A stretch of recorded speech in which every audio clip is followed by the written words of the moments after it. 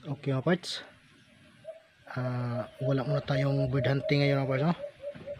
Kasi umuulan dito sa amin kanina, kaya hindi ako nakapag-hunt kanina mga parts, no? Update na lang tayo sa ating bagong lipat mga parts, no? Ito yung malakas humuni sa stocking cage mga parts. Ito yung nilagyan ko dito mga parts, no? Diyan ko siya nilagay mga parts. Diyan ko siya nilagay mga parts, no? Pero malakas na siyang humuni kaya kinuha ko na siya mga parts. Nagawa ko ng bagong kulungan kanina mga parts, no? Yan yung ginawa ko mga parts, no? Yan yung ginawa ko mga parts.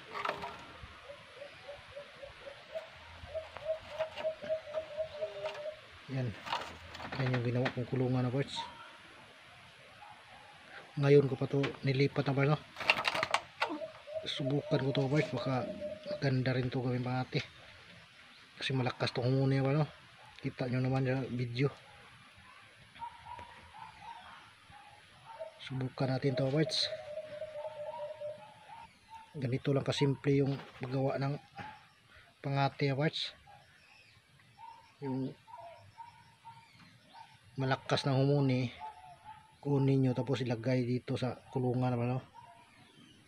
Kasi pag diretso yung paglagay, matagal talaga ang humuni yan. Di maglagay muna kayo dito parts. Yan, no? Diyan ko nilagay yung aking huli parts, yung sobrang wais parts. Yan siya parts, no? Yung mahaba yung buntot. Yan yung sobrang wais. Malakas na siyang kumain na parts, kaya siguradong mabubuhay na yan. Yan.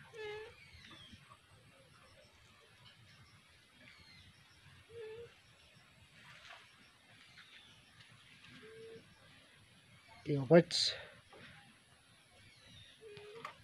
abangan nyo ito mga parts, no?